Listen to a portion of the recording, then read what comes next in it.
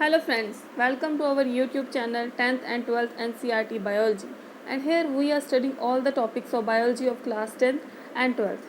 Today we are going to study about respiration of class 10th unit 6 topic 2. Here it goes. Firstly, I request to you all, if you like my content, please subscribe my channel and click on bell icon to get notification of all my upcoming videos. Guys, आपको तो पता ही है कि कल मैंने life processes nutrition digestion alimentary canal की एक video upload की थी।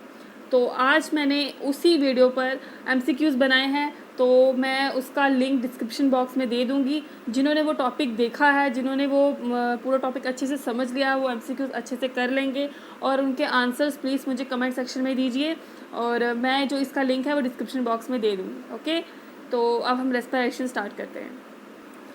गाइस, हम रेस्पिरेशन एनसीईआरटी बुक से ही स्टार्ट करेंगे, बट अगर किसी को इन नोट्स से पढ़ना है, ये नोट्स जो हैं ये मैंने बाय हैंड बनाए हैं और ये इसी बुक से रिलेटेड हैं। जिसने इस नोट्स से भी पढ़ना होगा, मैं इसकी भी पीडीएफ बनाकर डिस्क्रिप्शन बॉक्स में डाल दूँगी, ठीक है।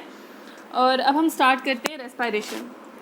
The intake of oxygen from within the tissue and removal of CO2 to the atmosphere is called respiration. हम जो ऑक्सीजन बाहर से इनटेक करते हैं और वो सेल यूज़ करता है हमारे रेस्पिरेशन के प्रोसेस में, हमारे सेल की ग्रोथ में, सेल की रिपेयरिंग में, बाकी प्रोसेस में जो ऑक्सीजन यूज़ होता है और जो CO2 हमारी बॉडी में बना होता है उसे एटमॉस्फेयर में रिलीज करना, इस पूरी प्रोसेस को हम रेस्पिरेशन बोलते हैं, ठीक है guys. The glucose that we take during the process of nutrition is 6 carbon molecules. जो ग्लूकोज हम न्यूट्रिशन के प्रोसेस में लेते हैं, जैसे कि लास्ट वीडियो में मैंने आपको बताया था कि वो 6 कार्बन मॉलिक्यूल होता है। अब उसको डाइजेस्ट करने के लिए, हमारी बॉडी में पूरा कम्प्लीटली डाइजेस्ट होने के लिए उसको ब्रेक डाउन करना पड़ता है इनटू स्मॉलर मॉलिक्यूल्स। तो जो ये 6 कार्बन मॉलिक्यूल है जिसको हम ग्लूकोज कहते हैं, उसको ब्रेक डाउन होना पड़ता है 3 कार्बन मॉलिक्यूल में, जिसको हम पायरूवेट कहते हैं। और जो ये पायरूवेट है ये भी फर्दर डिवाइड किया जाता है अलग अलग कंडीशंस में, ठीक है, जैसे कि in the presence of oxygen, in the absence of oxygen, in the lack of oxygen. इसी सारे टॉपिक्स के बारे में हम रेस्पिरेशन में पढ़ेंगे, ठीक है।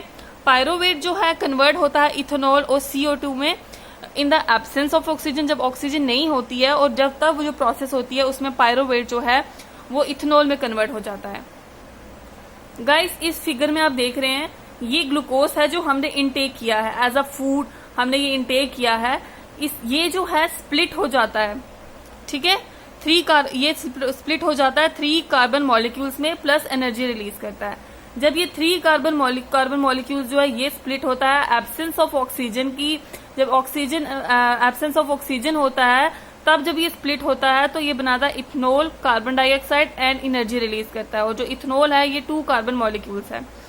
जब लैक ऑफ ऑक्सीजन होती है, जैसे कि हमारे मसल्स में, तब ये लैक्टिक एसिड्स बनाता है, ये 3 कार्बन मॉलिक्यूल्स होता है और प्लस एनर्जी रिलीज करता है। और जब प्रेजेंस ऑफ ऑक्सीजन में ये होता है, जो कि माइटोकॉन्ड्रिया में होता है, तो ये carbon dioxide plus water plus energy release करता है, ठीक है गाइस।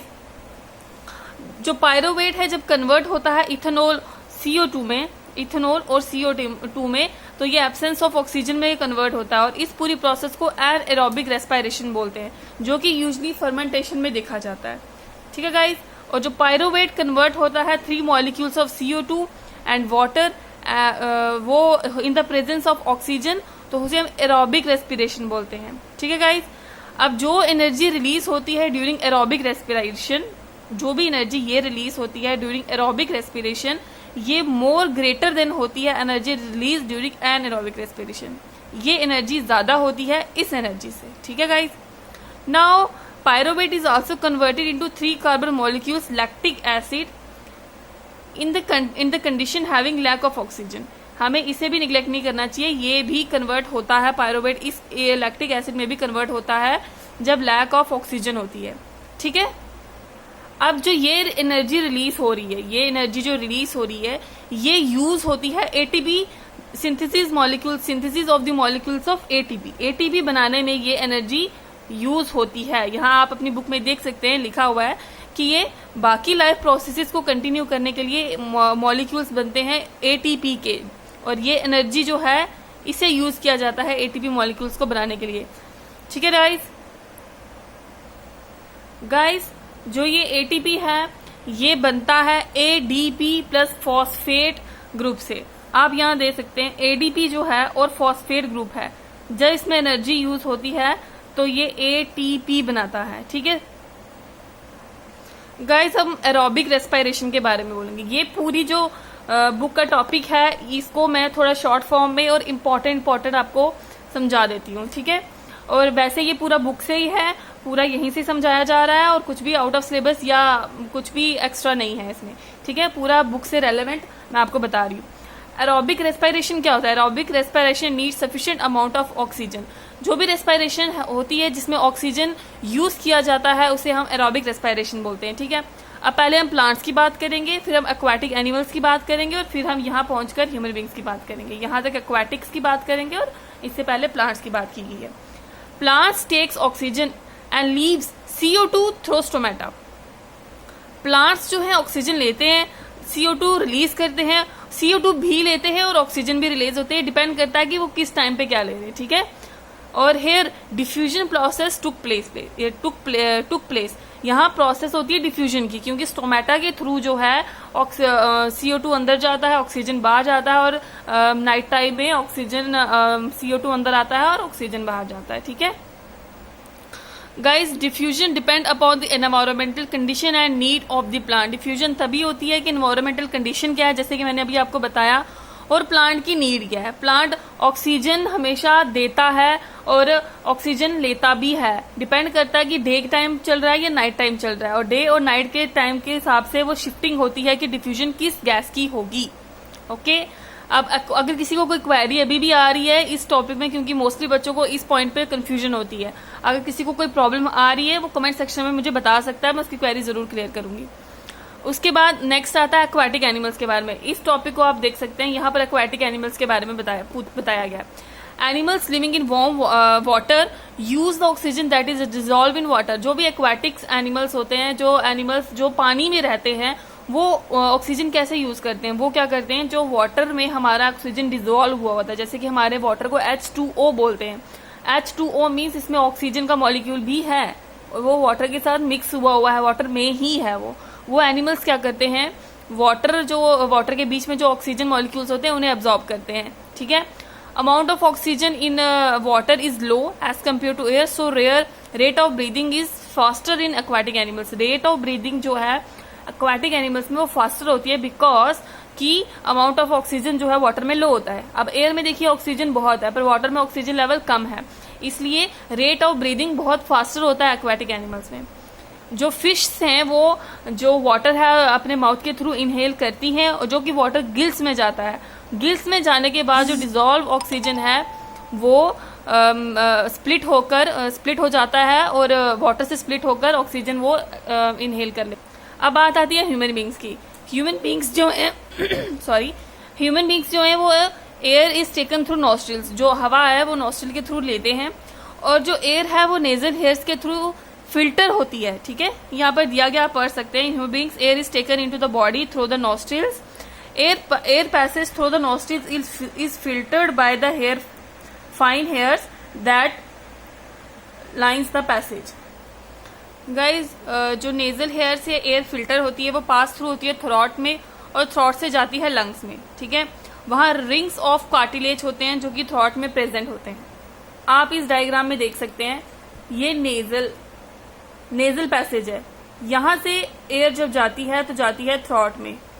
ठीक है, ये थ्रॉट है, और थ्रॉट के बाद ये रिंग्स ऑफ कार्टिलेज हैं। एयर यहां जाती है और उसके बाद जाती है लंग्स में। ठीक है, यहां से लंग्स में चली जाती है।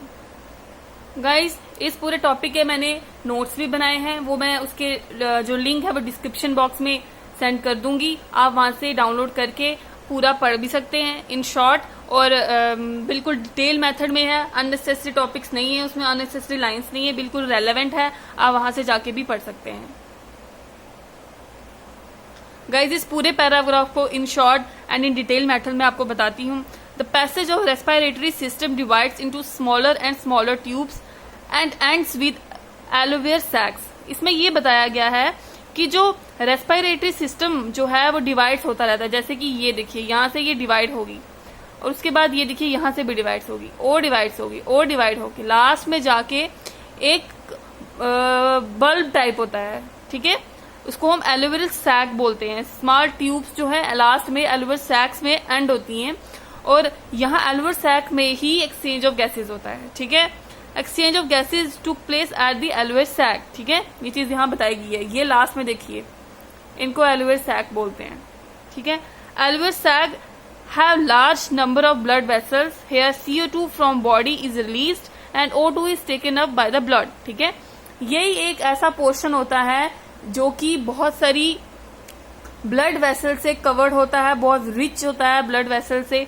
इसमें क्या होता है कि जो बॉडी में जितना भी CO2 है वो चल के यहाँ से बाहर रिलीज होता है, और जो बाहर से हमने सांस ली होती है वहां से O2 अंदर चला जाता है ब्लड के थ्रू, ठीक है। ब्लड वेसल्स में O2 एब्जॉर्ब हो जाता है।